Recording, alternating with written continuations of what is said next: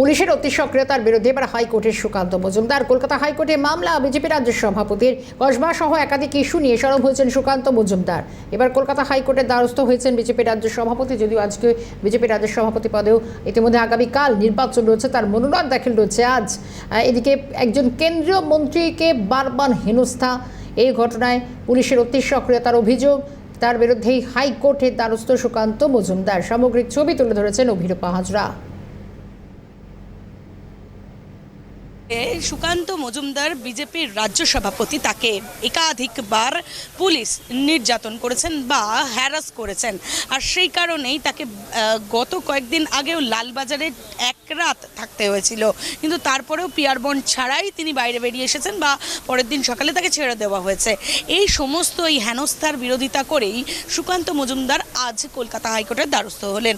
কলকাতা হাইকোর্টে তিনি মামলা ফাইল করতে চলেছেন। তার কারণ হচ্ছে এই ধরনের পুলিশের যে ওভার অ্যাকশন, সেই ওভার অ্যাকশনের বিরুদ্ধে সরব হয়েছেন তিনি, এবং তিনি দাবি জানাচ্ছেন যে আদালত এই যারা দায়িত্বপ্রাপ্ত পুলিশ অফিসার ছিলেন সেদিন বা তার আগের দিন তাকে হ্যারাস করার পেছনে তাদের বিরুদ্ধে ডিপার্টমেন্টাল এনকোয়ারি হোক, এই দাবি নিয়ে এবং পুলিশের ওভার অ্যাকশনের দাবি নিয়ে কলকাতা হাইকোর্টের দ্বারস্থ হতে চলেছেন সুকান্ত মজুমদার। সেই কারণে আজ কলকাতা হাইকোর্টে উপস্থিত ছিলেন তিনি। শায়ন চক্রবর্তীর সাথে অভিরূপা হাজরা, ক্যালকাটা নিউজ।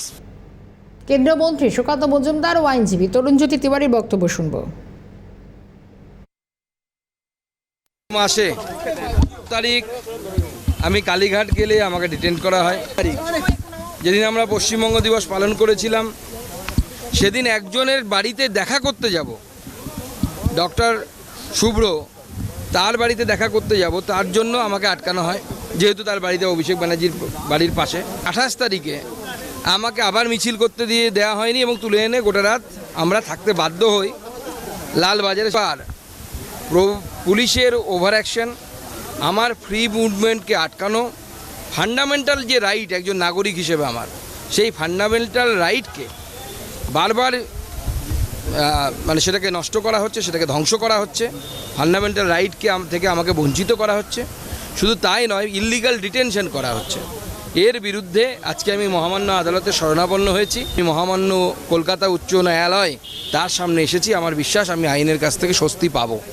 এই যে পুলিশের ইললিগাল ডিটেনশন, এই ডিটেনশন বন্ধ হওয়া উচিত। তাহলে তো সভাপতি এবং কেন্দ্রীয় মন্ত্রী মাননীয় সুকান্ত মজুমদার মহাশয়কে অ্যারেস্ট ডিটেন করা হয়েছে। তার কোনো কার্যক্রমে তিনি যাচ্ছেন, সেখান থেকে তাকে তুলে নিয়ে আসা হচ্ছে। কিন্তু ব্যক্তির সাথে দেখা করতে যাচ্ছেন, সেখানে তাকে ঢুকতে দেওয়া হয়নি। ইনফ্যাক্ট তাকে এবং যার ব্যক্তি বাড়িতে যাচ্ছিলেন দুজনকে অ্যারেস্ট করে লালবাজারে নিয়ে আসা হয়েছে। তারিখ এরা আরও মাত্রা ছাড়ায় সুকান্ত মজুমদারকে এবং অন্যান্য বিজেপির কার্যকর্তাদের তুলে আনা হয় এবং প্রায় 16 ঘন্টা তাকে লালবাজার সেন্ট্রাল লকআপে রাখা হয়। আমি দেখা করতে গেছিলাম, পুলিশের সাথে কথা বলতে গেছিলাম। আমি জিজ্ঞেস করেছিলাম যে কেন আটকানো হয়েছে, কোনো উত্তর দেয়নি।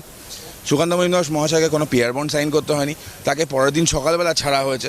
সারা রাত তাকে কেন আটকে রাখা হলো, কী জন্য আটকে রাখা হলো, এই জন্য সুকান্ত মজুমদার মহাশয়রা চিঠিও পর্যন্ত করেছেন। চিঠির উত্তর পর্যন্ত কমিশনার দেওয়ার প্রয়োজন মনে করেনি। Clear case of police over action, এটা ক্লিয়ার কেস অফ ললেসনেস, এটা clear case of infringement of fundamental right. এই পুলিশের ওভার অ্যাকশনের বিরুদ্ধে যারা এই কীর্তিতে জড়িত আছে তাদের বিরুদ্ধে একটা ডিপার্টমেন্টাল ইনভেস্টিগেশন, ডিপার্টমেন্টাল এনকোয়ারি এবং সুকান্ত মজুমদার মহাশয়ের ফ্রি মুভমেন্টকে এইভাবে আটকানো না হয় তার জন্য কলকাতা হাইকোর্টে মামলা করা হয়েছে। গত 20 তারিখ সুকান্ত মজুমদারের কনভয় হামলা, ফ্যাকচুয়াল নোট চেয়ে রাজ্যকে এবার চিঠি কেন্দ্রে। মুখ্য সচিব এবং ডিজিকে চিঠি কেন্দ্রীয় স্বরাষ্ট্র মন্ত্রকে আগামী 15 দিনের মধ্যে উত্তর তলব করা হচ্ছে বলে জানা যাচ্ছে। 20 তারিখ সুকান্ত মজুমদারের কনভয় হামলার ঘটনায় ইতিমধ্যেই যে ফ্যাকচুয়াল নোট চেয়ে রাজ্যকে চিঠি দিল কেন্দ্র। বিস্তারিত জানবো, ইন্দ্রাণী রয়েছেন আমাদের সঙ্গে। ইন্দ্রাণী, দেখো, গত 20 তারিখে সুকান্ত মজুমদারের কনভয়ের উপর যে হামলা হয়েছিল, তারপর তিনি স্বাধিকার ভঙ্গের অভিযোগ তুলে লোকসভা স্পিকারের কাছে দ্বারস্থ হয়েছিলেন। তিনি বলেছিলেন যে তার কনভয় যেভাবে ইচ্ছাকৃতভাবে হামলা হয়েছে এবং সেখানে যে পুলিশ কর্তারা ছিলেন তারা কিন্তু নিশ্চুপ দর্শক হয়ে থেকে গিয়েছেন এবং ভিড় নিয়ন্ত্রণে ব্যর্থ হয়েছেন। সুকান্ত মজুমদার যেহেতু কেন্দ্রের মন্ত্রী এবং সাংসদ, সুতরাং এক্ষেত্রে তার কনভয়ের উপর হামলা তার স্বাধিকার ভঙ্গের প্রমাণ, এবং সেই জন্যই কিন্তু তিনি স্বাধিকার ভঙ্গের নোটিশ দিয়েছিলেন ওম বিড়লা অর্থাৎ লোকসভা স্পিকারকে। আজ সেই বিষয়ে হস্তক্ষেপ করেছে কেন্দ্রীয় স্বরাষ্ট্র মন্ত্রক। তারা রাজ্যের মুখ্য সচিব এবং রাজ্যের ডিজিকে চিঠি লিখে ফ্যাকচুয়াল নোট চেয়ে পাঠিয়েছেন। ইংরেজি এবং হিন্দি ভাষায় এই ফ্যাকচুয়াল নোট পাঠানোর নির্দেশ দেওয়া হয়েছে।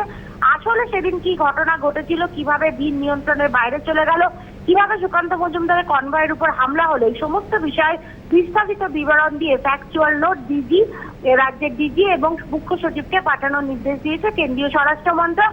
এবং স্বরাষ্ট্র মন্ত্রকের পক্ষ থেকে যে চিঠি পাঠানো হয়েছে তাতে ডেপুটি সেক্রেটারি এবং স্বরাষ্ট্র মন্ত্রকের সচিব গোবিন্দ মোহনজির সই আছে। এবং এই সমস্ত বিষয়গুলো নিয়ে যাতে আগামী 15 দিনের মধ্যে স্বরাষ্ট্র মন্ত্রককে এই ফ্যাকচুয়াল নোট পাঠায় রাজ্য, সেই ব্যাপারে কিন্তু সুস্পষ্ট নির্দেশ দেওয়া আছে চিঠিতে। ধন্যবাদ ইন্দ্রাণী।